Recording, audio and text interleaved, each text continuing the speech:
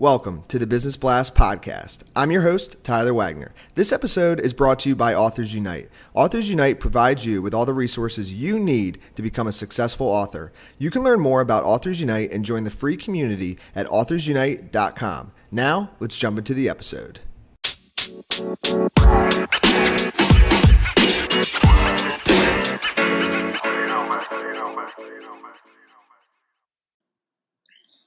All right, everyone. Welcome back to another episode of the Business Blast podcast. I'm your host, Tyler Wagner. Today, I have Henry Kaminski Jr. with us, a.k.a. the Brand Doctor. He helps authority brands such as coaches and consultants design their brands, build their sales funnels, and attract higher quality clients. So welcome to the show, man. Dude, man, I appreciate you having me, and thank you so much. Of course, dude. Appreciate you coming on. We'll dive right in, man. The first question I have for you, Henry, is what is the best story from your life that has an underlying valuable message? So it all goes back, man. It's probably 1988. I was 8 years old, and my parents signed me up. I was a chunky kid growing up, man. I had this little pot belly, and they always called me short and stocky. So my parents signed me up for the local soccer league, right? And I wasn't very athletic at all, growing up. I didn't play any sports. I was more into like Star Wars and G.I. Joe. I was more into like playing than sports. But they signed me up for the soccer league, and I didn't know a thing about soccer, but went to practice every day, and we played games, and it was like a traveling team. So, they got me out of the house. They got me running around. I think that was their goal, right? To keep me thin and keep me healthy. But the problem was I hated it, and I would complain every time I'd come home and be like, I don't want to play anymore. I don't want to play anymore. And so we were actually pretty good. The team was actually pretty good overall. And we made it to the championship game. Now, mind you, I never scored a goal or anything like that. And it was just one of those things where every time the ball would be at one side of the field, I would be on the other side of the field huffing and puffing. And it was like this cat and mouse game the entire game, right? And I'll never forget, it was the championship game, and I was running down, chasing the ball, and I get to about midfield because I was like, the ball's like so far away.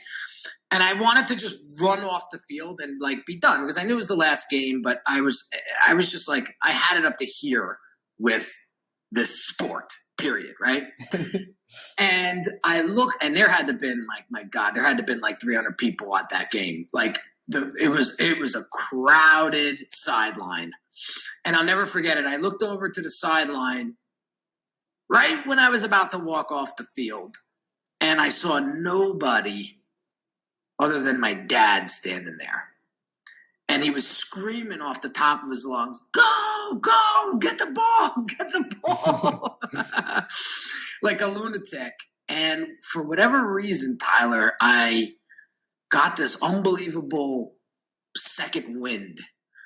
And I ran like hell down to that field, got a hold of the ball, dribbled it up the court. It was like I was like a bull in a china shop. There was nobody that was going to stop this bulldozer coming down the field. And remember, I was this short, stocky guy. So like these little skinny kids were like just popping off of me like Skittles. And I dribbled the ball down and just gave it a whack. And I don't know where this power came from, but it went right over the goalie's head, and I scored. Oh, and that's awesome. I went insane. First goal I ever scored was at the championship game, right before I was ready to walk off the field and give up. Yeah, man. So that story sticks with me and has stayed with me my entire life. And every time I run into, those entrepreneurial moments when you're ready to throw in the towel because you just tried everything and you want to give up, I remember that story, and I just plow through it. Dude, that story is vivid. I was literally like visually like in my head the whole time you were saying that story. That is awesome, man. Yeah. Thanks for sharing that with us, dude. That was awesome. The next one I have for you, brother, is what is the most valuable piece of information we should know that's within your expertise or industry? Right. So there's a couple things, and I want to break down what branding really is, because a lot of people think it's like your logo, your website, and all of the stuff that people see, but it's not necessarily just that. Yes, your logo, website, and sales funnels and all of that stuff is a part of your brand identity, but it's not everything when it comes to your brand. Brand is that gut feeling that people get, after they interact with you and your business. It's what they say after you. It's what they feel after you leave the room. And I'm sure a lot of you that are entrepreneurs might have heard that quote before.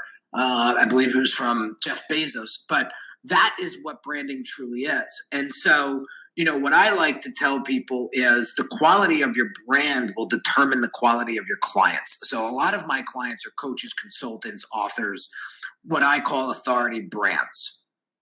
They are authorities in their niches, and they're looking to take their brands to the next level. And they're all trying to level up the quality of client that they attract, yet their brand identities look like they're from 2001. And you're going to attract a cheap, amateur, low budget tire kicker if your branding looks that way, because those folks, they don't care about the quality or the value that you bring to the table. They're what I call price buyers, and they just want the lowest price possible. So if you look cheap and amateur, you're gonna attract cheap and amateur. So what I try to do is explain the value of why it's so important to invest in the quality of your brand, because quality attracts quality. Dude, that's huge. And it could tie in. Really, the next one is, what's your best piece of overall business advice? I think that answers it as well, but I'll let you go. Well, there was another piece of advice that my mentor gave me that really made sense to me, because when I was first starting my entrepreneurial career, I thought that I didn't have to hire anybody. I would do everything myself. I was a one-man band, and I wore many, many, many different hats. And the problem with that was I got burnt out, and I got burnt out very, very quickly. Like year 3, I was shot. And I remember going through, I remember working long ass hours, because I was just a designer at the time. And I remember sitting in my home office going, is this what life is all about? Is this what I'm going to do when I'm 50? Just work 20 hours a day and not see my family, and go out only on the weekends, and work the weekends as well. And I just remember pausing and saying, like, something needs to give here. And so there was some turbulence in my career, like any entrepreneur's career. You're gonna lose your ass a bunch of times, and you're gonna win a bunch of times, and you're probably gonna lose more than you're gonna win. So get ready for that if you're just starting out. But for those folks that are losing, know that there is always an upside. You have to think that way, otherwise you're going to be out of business. But what happened was, around year 5, my business took a turn for the worst, and Fiverr came out, and design became a commodity. So I was up Schitt's Creek. And so, I'm sorry, I don't know if I could curse on this podcast. Yeah, you can. You're good. You're good. All right.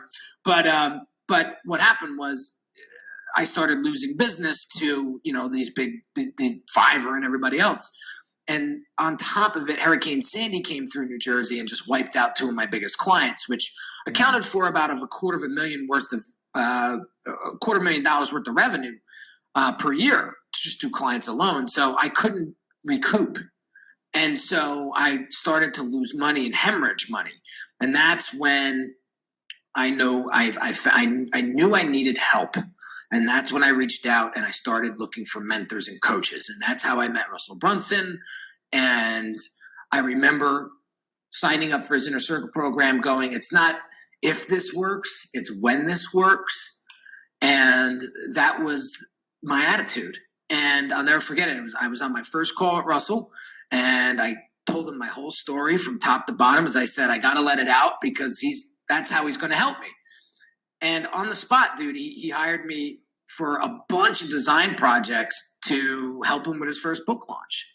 And then shortly after that, he brought me on board the ClickFunnels team and said, you're going to be in charge of all my branding going forward, because it's all fragmented all over the place right now. And we're on course to build a $100 million brand here, and we need your help because you are one of the most amazing designers I've ever met.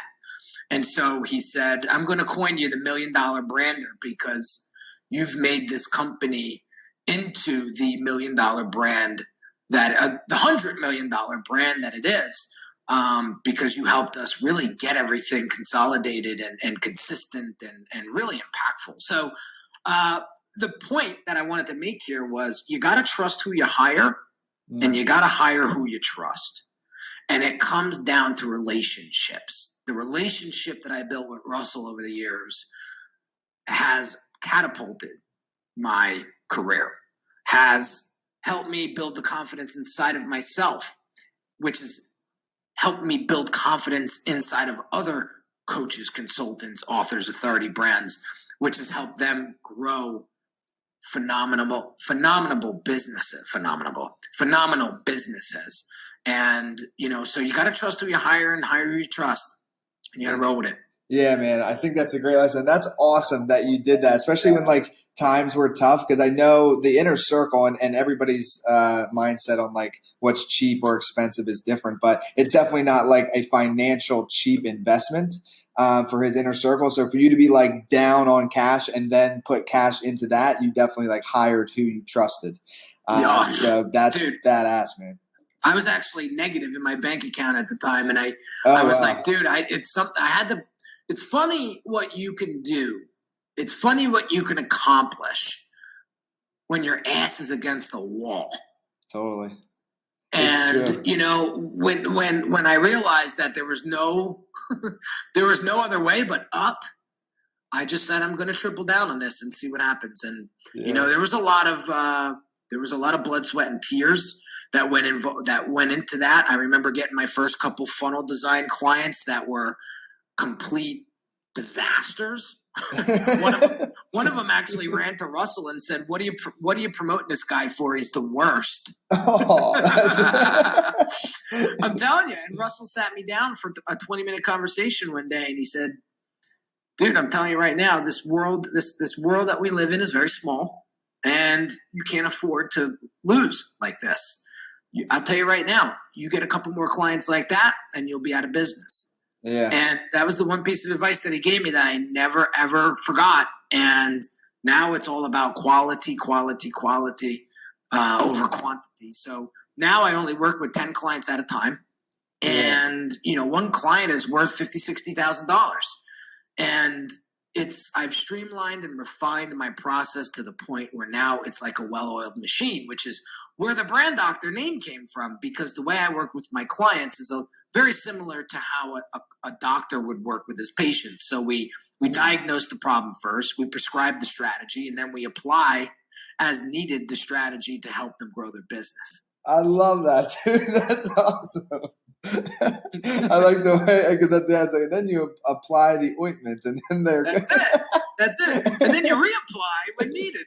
Yeah. That's awesome. Oh shit, that's good.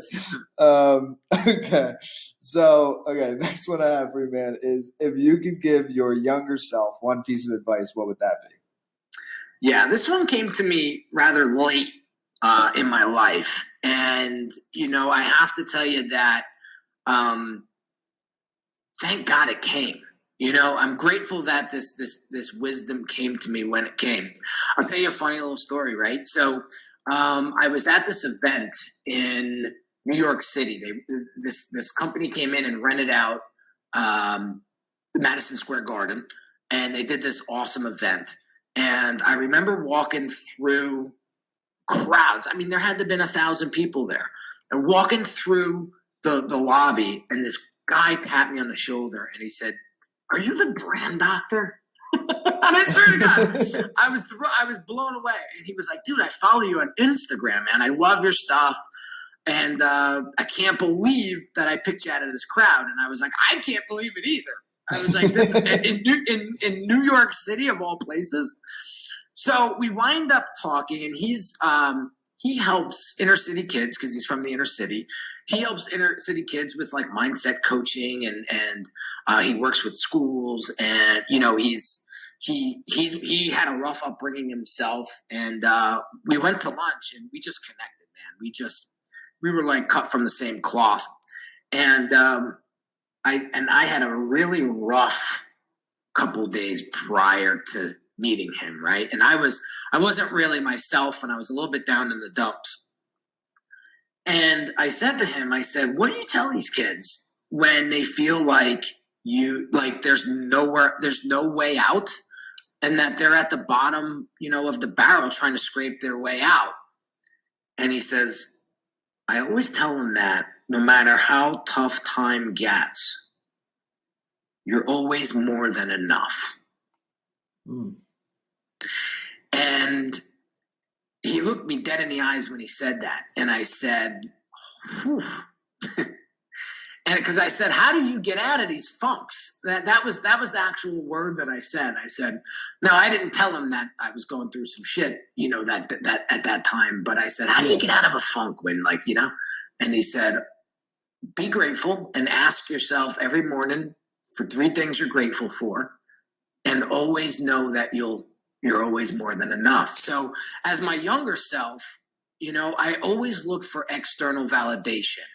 I always looked to get validation from friends and colleagues and aunts and uncles and my mom and my dad. And for whatever reason, I never had that internal fire of confidence that some of these folks have, right? And I always envied that. Like, I always wanted that.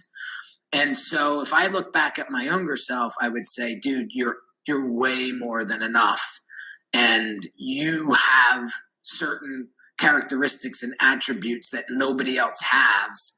And you have some attributes that people would die for. I always had the gift of gab. I always had an extroverted personality. I would get shy at times, don't get me wrong. But once you warmed me up, I was like, bring it on. Yeah. And so, but I always struggled with that internal confidence. And so with that said, later on, I have a new mentor now, and I was going through a little bit of a funk earlier this year. Business was down a little bit. And, I was looking for ways to get back up on my feet, because last year was a record-breaking year. We had great, great success, but I was just in this funk. And, my mentor said, "Dude, you're looking for validation and you're looking for happiness in all the wrong places, man. Happiness comes from inside." And then he started pounding out some of the things that I actually had that I was overlooking because I was such in a funk. He was like, look how cute and healthy your son is. Look at your beautiful wife. Look at your father. You have one of the most amazing fathers on the planet. Look at this amazing business that you created from nothing. From nothing. You don't even, you never you never had formal education on graphic design. You learned this shit off the street. Yeah. And you're running a 6 to 7 figure business now. He's like, "What are you doing?" And that woke me up, man. So for any of these folks that are listening that feel like, you're back against the wall and you've tried everything and you're ready to quit and you're ready to give up, just know that you're more than enough, man. And you got to keep going. You got to keep going. You got to find what you're grateful for. You got to switch it up. You got to try different things. You got to take risks, because if you keep doing the same things that you're doing, you're going to get the same freaking results. Totally. So, and that's it. And I think kind of to go on with that, I think what it is too is it's like, you can always be striving, but then you got to take a moments, and maybe it's every day or at least sometimes, to just be grateful for what you have. Because even if I think that's where you hear the stories of people that are like millionaires that are unhappy because they're always striving for more, and they forget, holy shit, dude, I came from literally nothing and I have millions of dollars. And although I want tens of millions, maybe, let's say, I should be happy with, let's look at where we're really located right now. I'm pretty good. Yeah. So.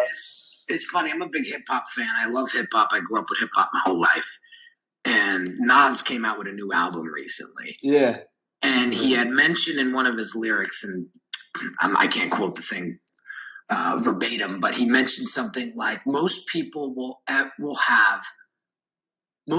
never feel like they have what they want in life, yet they have everything in life. Mm-hmm. And I was just like, whoa, dude, you hit the nail on the head there. You know, I love Nas too. Yeah, you know, nothing's ever good enough. And, you know, you realize that that's not the case. So, you know, you just got to understand why you're doing what you're doing and ask yourself that question. And whatever you're going to embark on, is this going to help or hinder me getting to where I want to be in the future? Definitely. And dude, this is a perfect leeway. You kind of sprinkled in, answered it somewhat in this last one, but in your opinion, what is the key to happiness? So, you know, my son is just about to turn one in a couple of weeks, and you know, now my time is the most valuable asset that I have, and I think that the key to happiness is doing what you want, when you want, with who you want, and that is the most fulfillment that I think somebody could ever get. And it doesn't mean you have to have the hottest car or the biggest house, or, you know, if I want to spend time with my son by the lake and just hang out and just like watch the ducks, Yeah. like that's happiness to me. You know, if I want to get out there in the market and scrap and grind and cut it up and provide as much value as I possibly can, because I just thoroughly enjoy it, and it juices me up to see people applying my strategies and actually getting results from them, that's happiness. So, you know, it all depends. Happiness is subjective, you know, and value is subjective. It's value and happiness, like beauty, is in, you know, lies what is it In the beholder. Yes. Sorry, I screwed that up. No, but it's good, man. But you get what I'm saying. So, but to me, it's doing what I want, when I want, with who I want. And I'm excited for your answer on this one. Usually this one's tough for a lot of people, but what is the best book that you've read, and what was the number one thing you learned from it? Yeah, so dude, I had to break this down twice. I had to give you two, man. That's fair. One wasn't enough, man. So I was interviewing a guest on my podcast, the Brand Doctor podcast, and she offered me a couple of books to read recently that blew my mind. And one of the books was called The Four Agreements by Don Miguel Ruiz. And he talks about the four agreements that you have to have with yourself in order to, you know, either get over yourself or to accept yourself. And one of the things in that, one of the four agreements was to never take anything personal, whether it be positive or negative. So if somebody says something negative to you, right, don't take it personal. It's not your problem, it's theirs. The same thing goes is if they say something nice about you. Don't take it personal, because that's on them. It has nothing to do with you. Mm-hmm. So that was the one big key takeaway. I think a lot of these days, I think what gets the best of us is ego and us taking things personal when we shouldn't. So that's the big key takeaway from that book. And then the other book that I had to mention is The Win Without Pitching Manifesto. And that's by Blair Enns. And the biggest key takeaway that I learned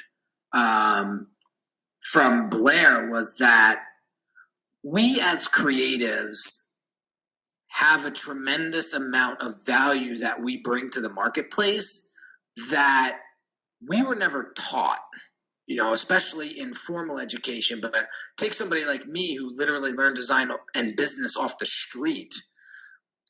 We don't have a class that we can take that makes us realize how valuable we really are as people and professionals. And I can talk an hour about this book, and I can't, because obviously time purposes. But in this book, I mean, every page reminded me of how valuable I am to business owners, coaches, consultants, speakers, authors, authority brands, how valuable I am to them in helping them scale their expertise, and never forgetting about that, and knowing my worth. So that was the big key takeaway from that book, is really understanding my worth as a professional and a person. And what is your favorite quote and why? So my favorite quote, I heard this by a guy by the name of Dan Locke. The guy's actually a pretty funny dude. He's very animated. But he said, to be effective, you must be selective. And I remember back in the day, I was quite the floozy, if you will, with my time and with my business and with people in general. You know, I wanted to work with everybody. You know, I wanted to. I just was too available for people, and people took advantage of that, unfortunately. And I realized that when you're first starting out in business, you have to be the yes man, and no job is too small. That'll get you going. That'll get the engine fired up and going in a forward trajectory. But when you want to go to the next level, that same process and strategy will not get you there. What I found out by trial and error is when you refine your business, refine your process, and you really start to be selective. Think about the guy or the girl that you tried to date that wouldn't give you the time of day. You wanted them even more. Right? And the same thing goes in business. So when I cut out a lot of my products and services and only focused on the big revenue generators and made the commitment that I'm only going to work with 10 people at any given time, I started to become extremely selective. And that created an even higher sense of desire and scaled my business exponentially while working with less people. So that quote, I have to say, holds true, because I'm almost to the point of beating last year's revenue, and it's only August 1st or 2nd. Yeah. And what's crazy, Tyler, is this year I've worked with 50% less people. Yeah, dude, you know what's great? I don't know if you've heard of this book, but I just thought it applies right now. It's called Built to Sell. Have you ever heard of it? Yes. Yeah. So I actually just finished that book like a week ago, and it completely like changed my mindset on things. And I was like, so everything you're just saying right now, I'm like, whoa, that is so in line with that book. It's awesome. Yeah. I haven't read it, but it's been talked about by colleagues that have mentioned it to me, so I'm familiar with it and some of the strategies in it and philosophies. Yeah, dude, you got to check it. Well, actually, even more odd, it's like perfectly aligned with you because it comes from a design perspective. Real quick, like the basis is already what you said, but how it aligns with you more is like it's this agency company, and the guy's like, listen, if you want to be able to sell your company and scale, you got to focus on one thing. You can't be doing like newspaper ads and all these other things. So he just focuses on logo design, and he turns down all these other clients, even though it like drops his revenue at first because he's like turning down like cash. Over time, it becomes like a process. It's systematized, and he has more logo clients. It's easy to onboard salespeople because they understand there's only one thing to sell. And then he ends up selling his business for like, I think it was like 5.2 million at the end. It's really cool. Sweet. So yeah, but dude, this was an awesome episode. I really appreciate you coming on. Besides your podcast, The Brand Doctor, the last question I have for you, where's the best place for people to find and connect with you online? Yeah, so my biggest presence right now is on Instagram. We're just about to break 65,000 followers. Nice. And I have a very dialed in audience over there. So if you want to check me out on Instagram, it's TheBrandDR. And you can find my YouTube channel, my LinkedIn, all my social media platforms right on my website. And it's Unique Designs with a Z at the end, not an S, .net. Perfect, brother. Thanks again for coming on. Really appreciate it. Tyler, thanks for having me, man. It was a pleasure. The podcast you just heard was published with Anchor. Got something you want to say to the creator of this show? Send them a voice message using the Anchor app, free for iOS and Android.